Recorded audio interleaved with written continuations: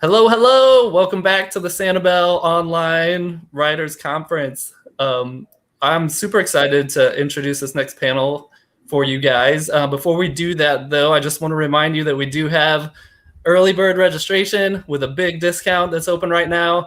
And there are also a handful of Sanibel Island hotels that are offering discounted rates for you if you're going to attend the conference next year and you want to stay on the island, as long as you book them between now and a week from now, October 31st, Halloween. Those early bird deals will end. But welcome if you're just now tuning in. Welcome back if you've been here for our first couple of amazing panels. This session is about publishing your debut. And in conversation, we're going to have Erin Almond, who published Witch's Dance last fall. And then my co-director of the Sanibel Island Writers Conference, thank you, Jenna, Tom DeMarchi, who also published his really interesting book of very tiny stories called Mobius Strips and Other Stories. There it is. But they're not that tiny. I mean, some of them you can read in less than 10 seconds. So that's pretty tiny, I'd say. But they're all amazing. And he's going to talk maybe a little bit about how you can pack so much into the 10-second stories. And here to moderate is Jenna Blum, who's an author and also the co-founder of A Mighty Blaze, who you may have heard of. If not, you should check them out. They host a lot of events like this and talks with literary people. It's our people. She takes care of our people in the virtual world is how I would probably describe that. So I'm going to hand it off to them. Thank you guys for sticking around. Make sure you post questions, comments in the comment section wherever you're watching, and maybe you'll see some of those comments up on the screen. Thanks, guys. Bye, Jason. See ya. Thank you so much. Enjoy your wink out and whatever people do behind the scenes when they're winking out. Hi, guys. I'm Jenna Blum. Those of you who were just on the last panel with me, and Erin's husband, Steve Almond, who was just giving her a shoulder massage in the green room. So sweet. He was giving me a massage as well. No, I'm a little bit like, I hope Sanibel next year in person provides me with a masseuse, or even a virtual masseuse will do. That would be okay. But so far, I'm just sitting here, sadly, no masseuse, but very happy to be with you all. Those of you who had to suffer through my puppy squeaking every single toy in the house during the last session will be happy to know he's now in his Hannibal Lecter well in the basement with a big bone. So he's going to put his lotion in the basket later. And we can get started talking about debut fiction. So excited about this. I'm here with Erin Almond, who is a dear, dear friend of mine who I've worked with for over 20 years. And I'm so excited to talk about her book, Witch's Dance, her debut, which I know super well. And also Tom DeMarchi, who is the director of the conference and has the shortest story, but the biggest mug in the whole world. So we're going to be talking about Tom's debut fiction.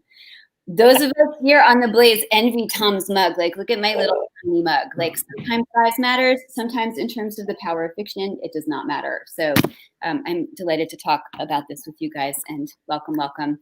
Erin, I'm going to read your bio, okay? Sounds great. All right. So for those of you who don't know Erin in the same intimate and long-term way as you, here's who she is. First of all, her middle name is Eileen, which I didn't know until you published this first book. Erin Eileen Almond recently published her first novel, which she hold up again for product placement with Lanternfish Press. Her fiction, essays, and reviews have, well done, appeared in the Boston Globe, Colorado Review, Literary Mama, Normal School, WBUR, and TheRumpus.net. Erin is a graduate of UC Irvine MFA program, I remember those days, and Wesleyan University, and a recipient of the St. Botolph Foundation Emerging Artist Grant. And Erin lives outside Boston with her husband, the masseuse, Steve Almond, a political activist. That is his primary function, yes. You have trained him well. And there are 3 children, so namaste.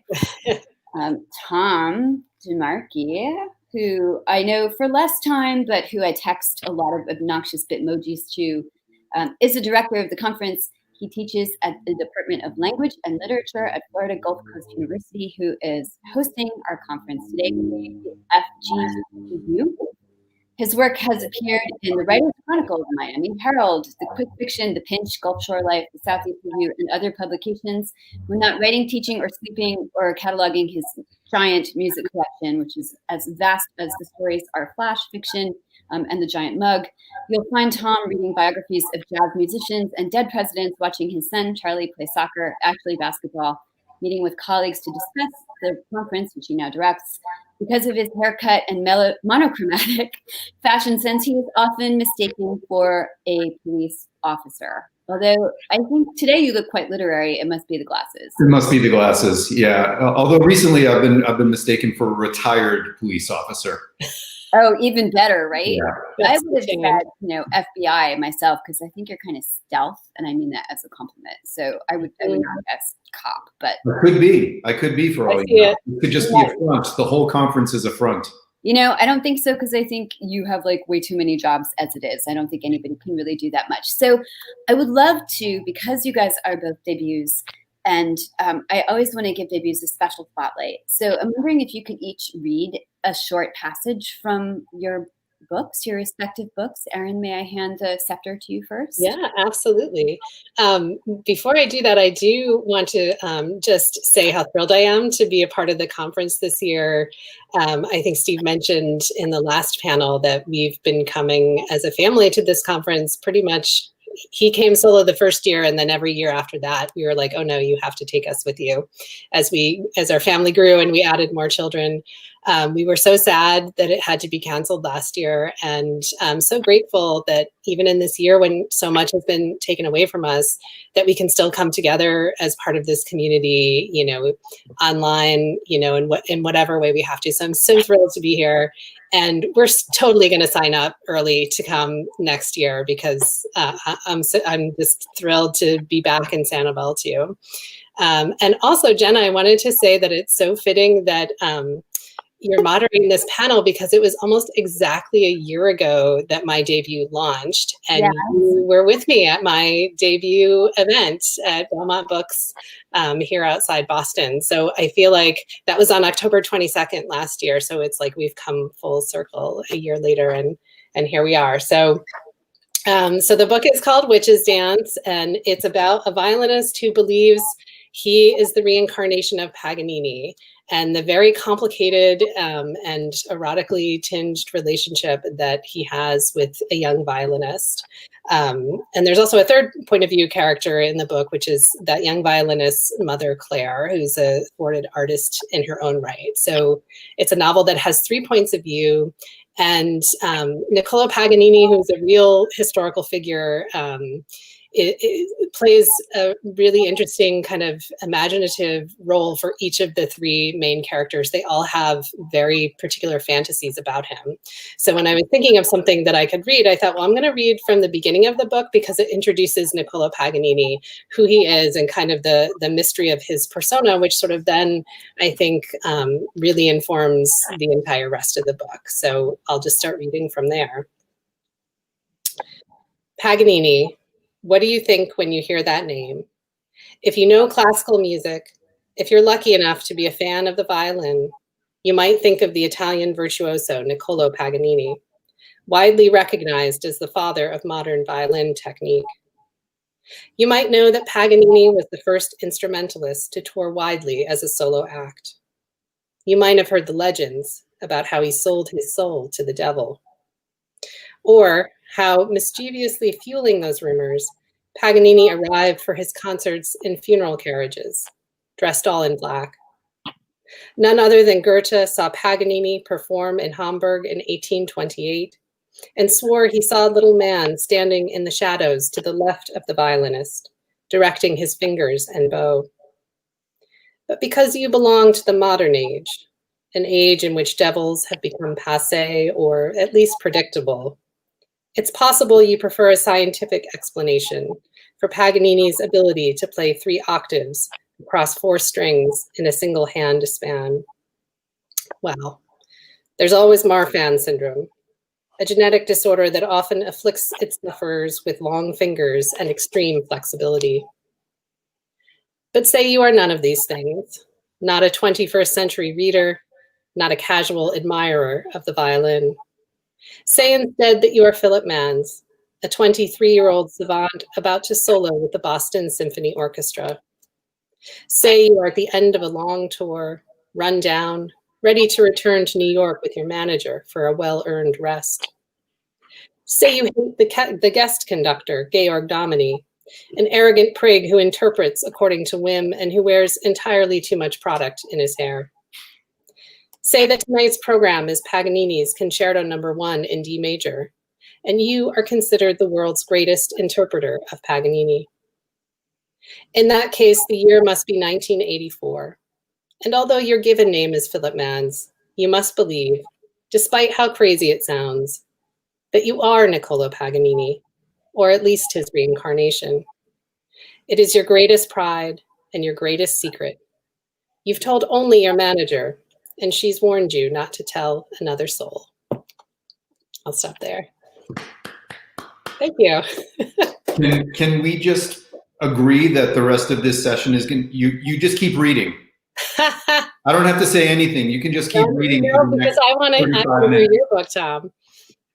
I love that you read about Paganini because you and I share a history and a fondness for heavy metal. Yes. And when I was a kid, there was one of those shredder guitarists named The Great Cat, K-A-T. Oh, yeah. And she introduced me to Paganini probably around 1984 because she used to play Paganini on the guitar. Yes. At lightning speed. It was one of my gateways into classical music. Absolutely. Paganini is actually the link between classical music and heavy metal music, which I discovered in my heavy metal days. Yeah, the virtuosity. Yeah. Yeah. Well, anyway, all right. So I will read. I'll read the title story from my book, and because it's very, very short, and it's called Mobius Strips. The doors are bolted, the windows sealed. Of this I'm sure, just as I'm sure that Rosemary's lying beside me, beneath an itchy Afghan in a bed I've slept in since I was 11 years old, a bed I had shipped via train from Peabody to Fresno to Miami, back to Peabody. I should pause here and say, for those of you not from Massachusetts, it's actually spelled Peabody, as in Mr. Peabody. But if you're from the New England area, it's pronounced Peabody. So anyway, back to Peabody, back to my parents' aluminum insulated ranch that's currently getting pelted with snow. Rosemary's Jaguar pulses in the red glow of my digital clock, and I wonder if the whistle I hear is wind blowing through a crack in the window, air being inhaled through her nostrils, the B&M Railroad chugging past the reservoir 3 blocks away, or if I'm dreaming of the past, of July 1979, when Mark X, what was that guy's last name? And I hiked home after swimming in the reservoir and lined the tracks with pennies, watched the 219 whiz past, blow dry our hair, spit copper tears at our feet. My father shuffles down the hallway to the front door. I picture him twisting the knob, unlocking and locking the deadbolt, traipsing from window to window, unlatching and latching. He stops in the dining room, presses his palms and forehead to the window, stares at the plowed snow barricading his driveway. He sighs at the thought of shoveling in a few hours when his stomach will churn coffee and Cheerios. A shiver sends him back down the hall to my bedroom door, where he pauses. My mother, a nurse, says the human brain is a series of Mobius strips lined with locked filing cabinets, that neural atrophy causes us to begin losing keys at age 23. My mother says crossword puzzles, a steady diet of blueberries, long walks, needlepoint, and thick history books keep those keys jingling on our hips, keep the hallways lit. My mother posits this theory weekly, as if it just occurred to her. I wonder if my father's standing in the hallway because he's wondering if he locked the front door. Names of old golfing buddies, where he put his glasses, his age.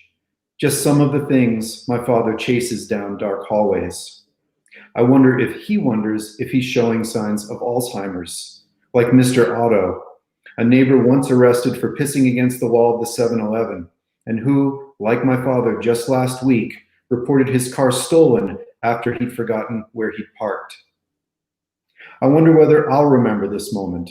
Rosemary's pulsing jugular, B&M's fading whistle, my father frozen in the hallway, cold fingertips pressing his forehead, and me, now, disentangling myself from the Afghan's itchy embrace, easing into my slippers, opening my bedroom door, startling my father into saying, "Jesus!" planting my index finger on his lips, taking his hand, leading him from window to window, door to door, jiggling doorknobs and testing locks, securing the house so both of us can sleep without any regard for the snow piling up outside. Mm. So nice.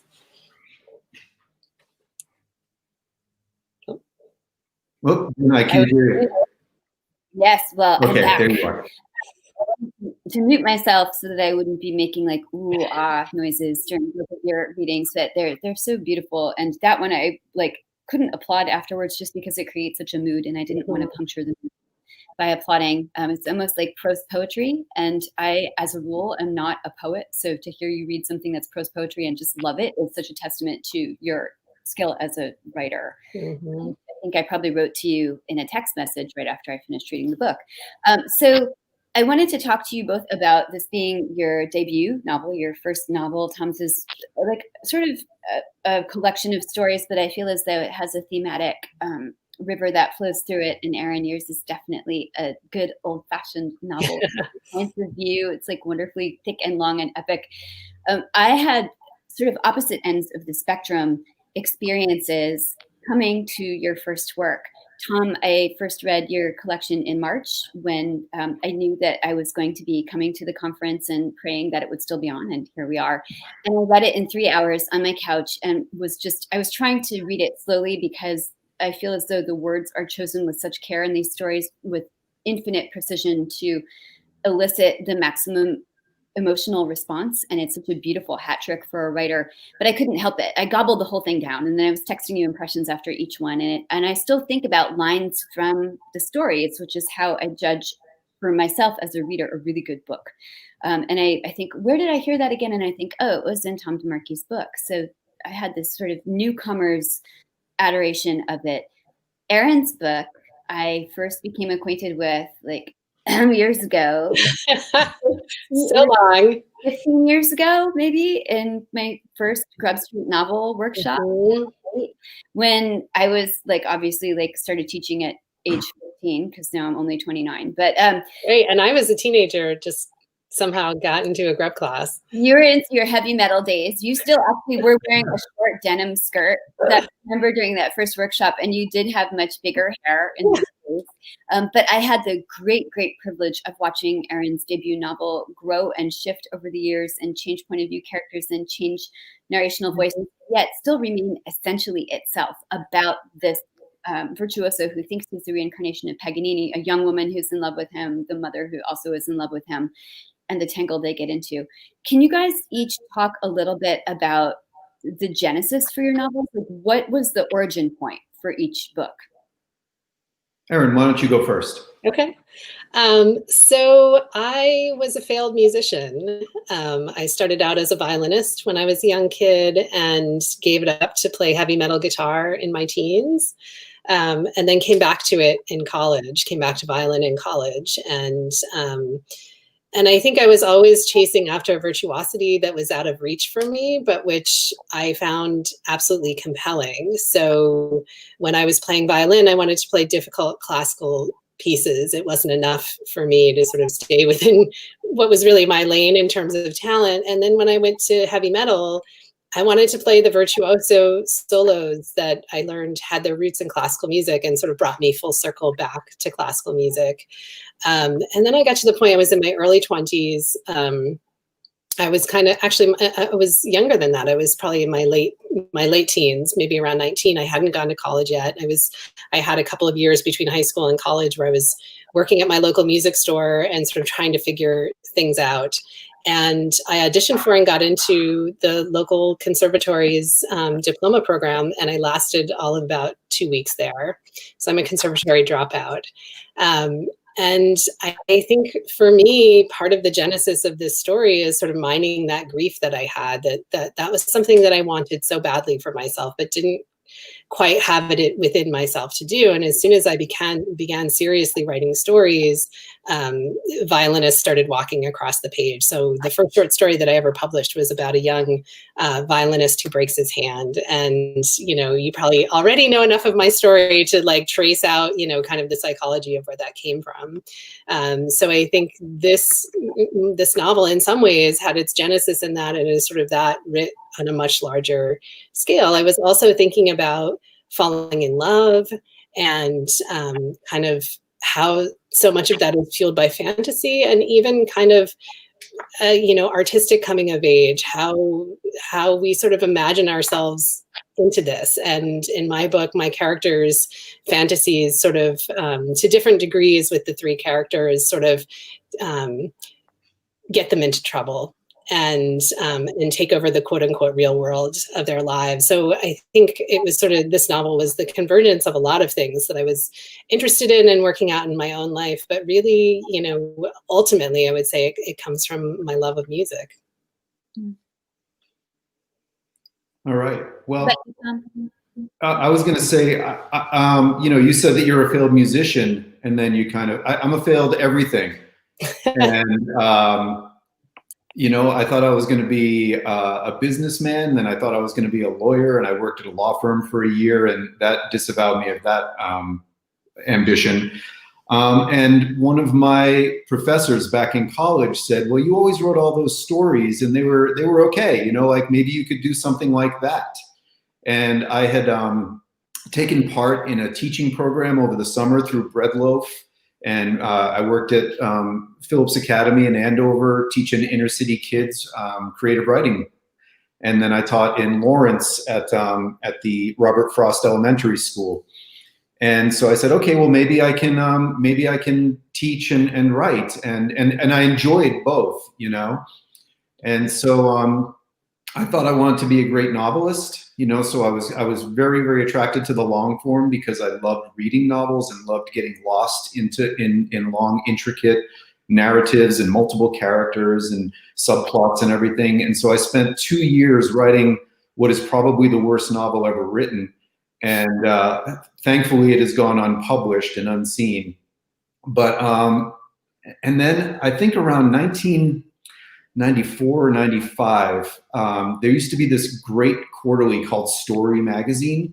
Oh yeah. And we had an annual contest for short stories. And a guy named Brady Udall, who's a terrific writer who has written a couple of very long novels, but he also has a great collection of short stories. And in that collection is a story called The Wig. And I've been teaching this story ever since then. So for like 25 years, I've been teaching this story, The Wig. And I think it's something like 400 words long. And it is so emotionally packed and so moving and so vivid and intricate. And there's just so much going on in so little space. After I read that story, I spent probably the next 2 years every day trying to write one 400-word story. I remember when I was in my MFA program in Miami at FIU, I confessed this, and somebody said, why? Why are you doing that? I said, I want the challenge. I want to see how much I can do in as little a space as possible. And actually, like around 1999, I was living in New York, and I gave myself the task of writing one haiku every day. And I did that for like over a year. And to see what I could do in just 17 syllables, So anyway, I've been telling people that this collection is a bunch of very short stories written by a person with a very short attention span for people with very short attention spans. And so, I took some of the stories that had been published, over the years, and that, had found an audience, small as they are. And I just thought that they would work together well as a collection. Mm-hmm. I have so much respect for that, because I think as a writer, the less space you give yourself, the harder the job gets. And so, of course, for me, I'm always granting myself the space of a novel. And I have published a handful of short stories, and I wrote a lot of short stories in my MFA program, but I find them very intimidating. Mm-hmm. So I am in awe of people who can go to the short form. I love that idea of challenging yourself to write one every day. I've never written a short. I find the idea of it even terrifying, but I would love to try that. That's such a great idea. Well, and I'm in awe of someone, and I did it, but I did it horribly, but I'm in awe of someone who, today, especially with so many distractions pulling at our attention, who can sit down one morning and say, okay, I'm going to start something that's going to take the next 5 years of my life. And I'm just going to have faith that it's going to work out. Right. Even though there's no guarantee. None of us think it's going to take 5 years, right? Like we go into it like, yeah, I'm going to bang this out in 6 months to a year. And then, but at a certain point you get pot committed, right? Like once you put in a couple of years, it's really, really hard to walk away. But even saying, okay, I'm going to devote myself to this for a couple of years. It's like somebody who basically says, okay, I'm going to just train for a marathon, that might happen in 3 years. I might train for the Boston Marathon starting now, and I'm going to be there in 2024. Right. It's just a huge undertaking and a real leap of faith and a level of commitment that, like I said, at this point in my life, I don't have because my life is so busy. Yeah. So I wanted to ask you both about process. I'm actually going to walk you guys into my study where I make the writer sausage while I'm doing this as a sort of a visual demonstration of process.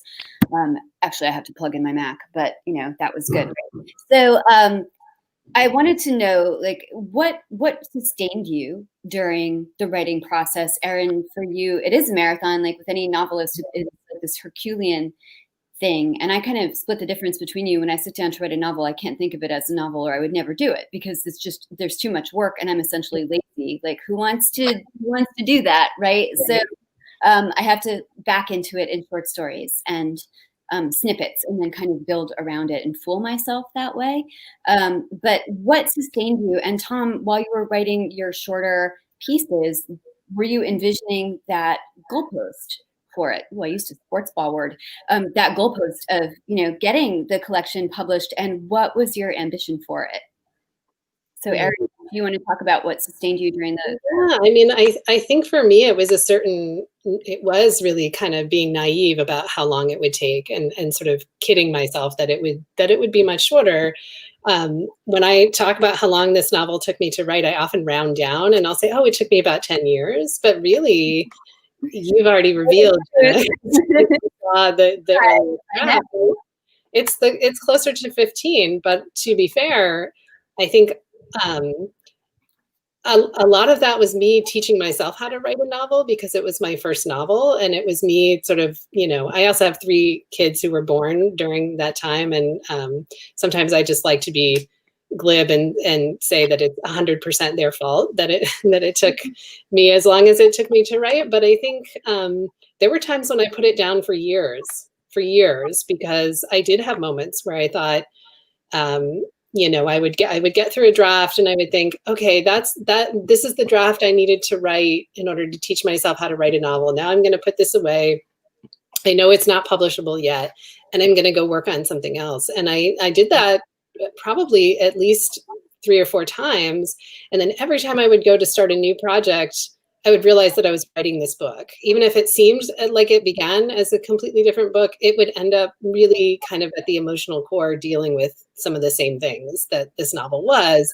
And so I would sort of go down the path of starting something else, realize that, and then say, well, I'm so much further along, I might as well go back to my original project. And the way that I knew I was finally done was when I honestly did start another project that was completely different from this book. And I knew to my core that it was completely different. And it was before I had the publishing contract. So I had gotten to a point where I really felt like, okay, I've told that story to the best of my ability. Whatever thing that I personally am wrestling with that has compelled me to come back again and again to the page has been completed in some way. It's never totally done. Like even now I could pick up the book and say, well, I would maybe change this or do something different. But it felt done. And so I think a lot of it for me, like in terms of the question of like what sustains you, I think some of it is like tricking myself into thinking it's going to take shorter.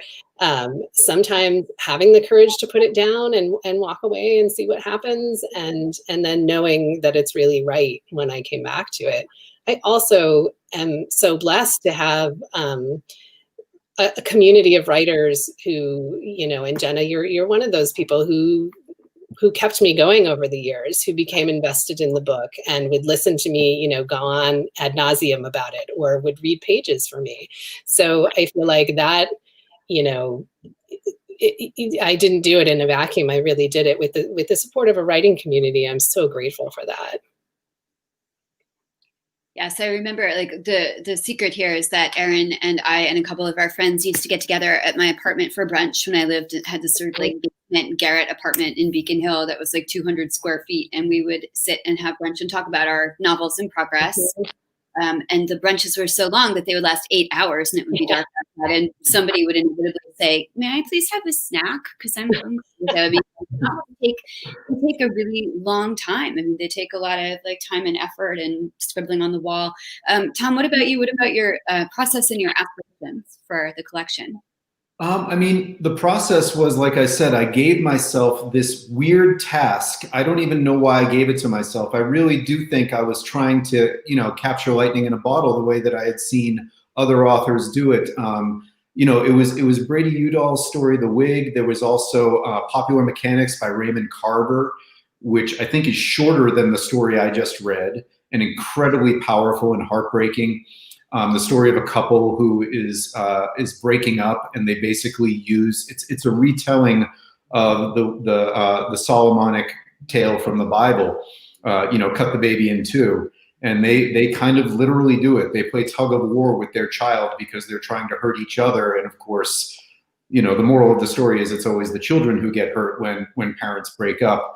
And it's incredibly powerful. And there's this other beautiful story called Snow by Ann Beattie. So anyway, I found the challenge really fascinating to see if I could do a lot in a little space. And it also was kind of satisfying to finish something every day. And that's not to say that all the stories were great. In fact, 99.9% of them are terrible.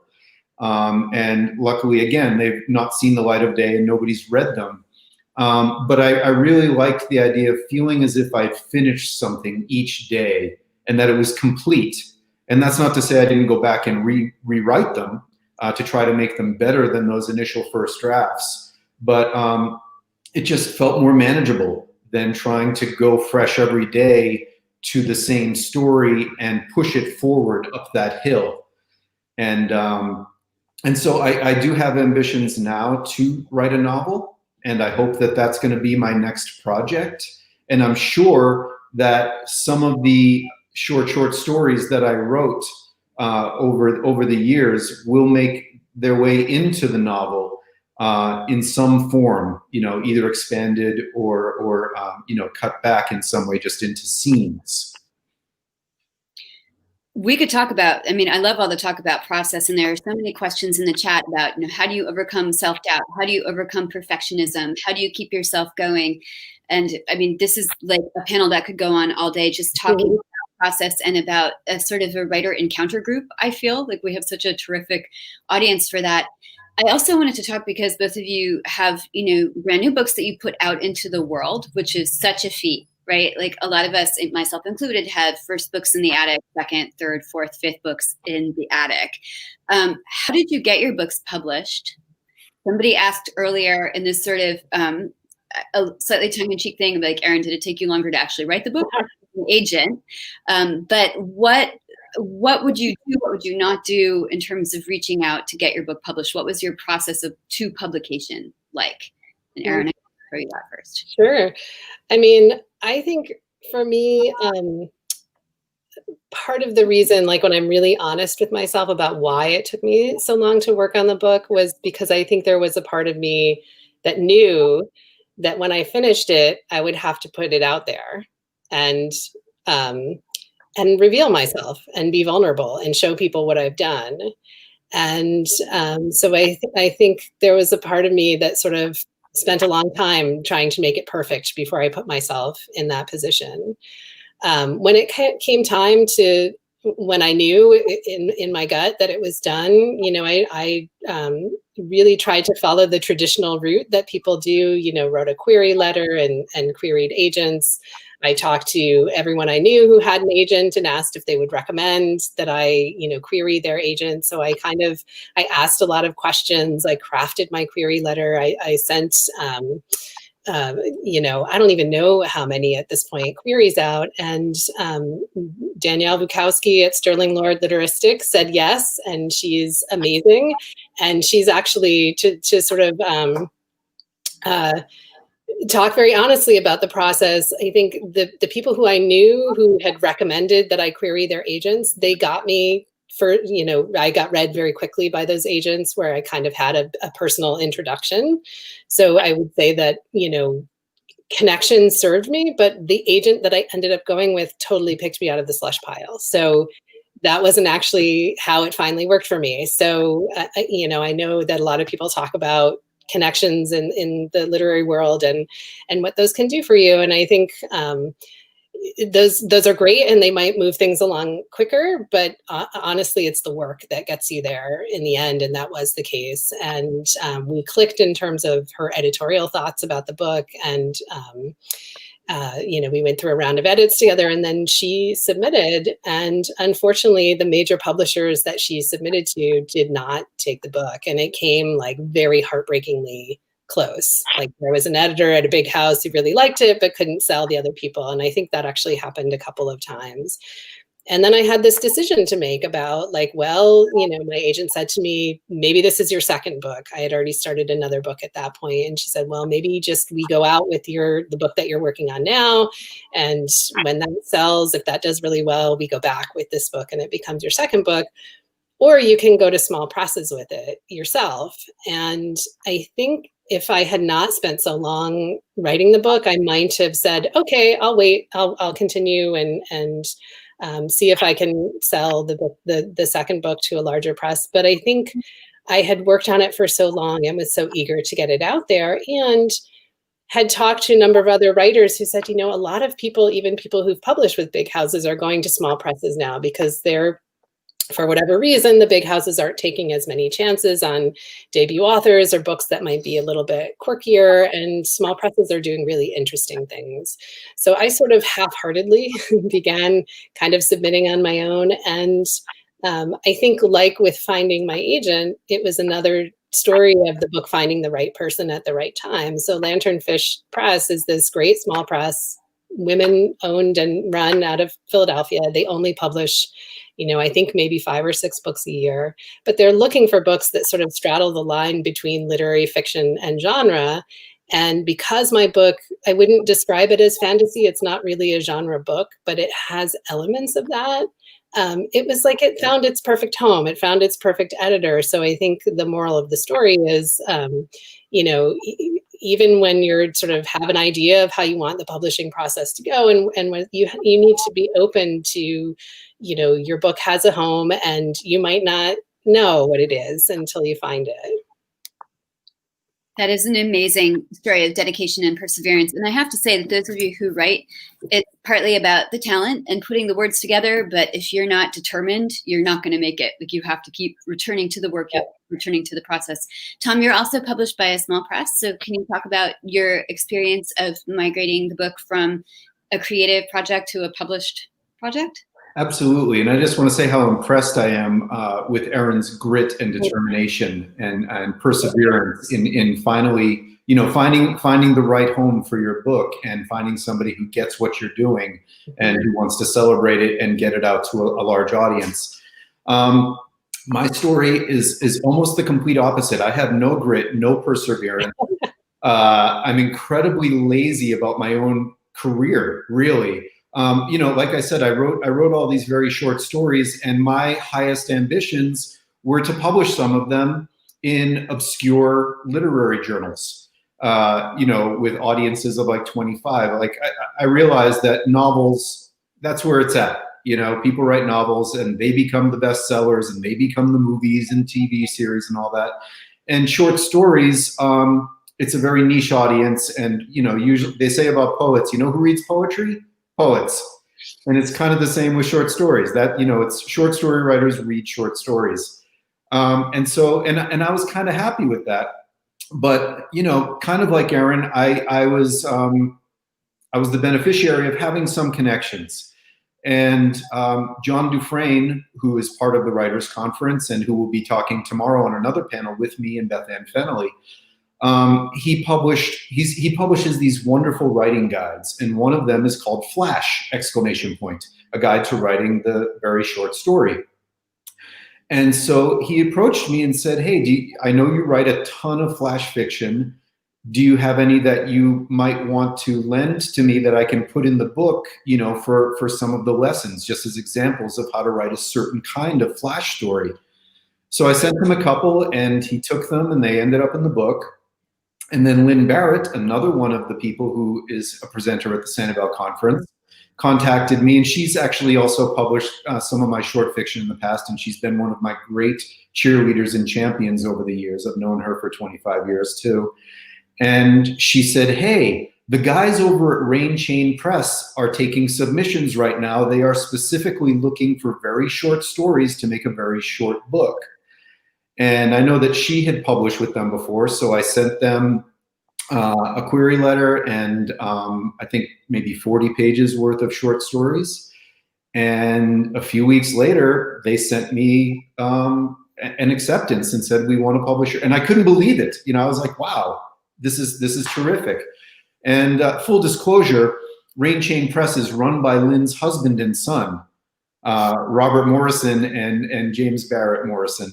And they were terrific to work with, and they really nurtured me and helped me with the editing process and gave me good advice that I followed. I'm just really happy that they took the book and put it out there. We're happy the book is out. We're happy both your books are out there. We have a great question that I actually think should be asked to Lisa and Chris later this afternoon about publishing with Amazon, because you guys are not published with Amazon, but it's a fascinating question. But I do want to know, I think, what if you could do a sort of lightning round answer to this question, both of you, like what is the most surprising thing about releasing your debut into the world, and what is the most gratifying thing?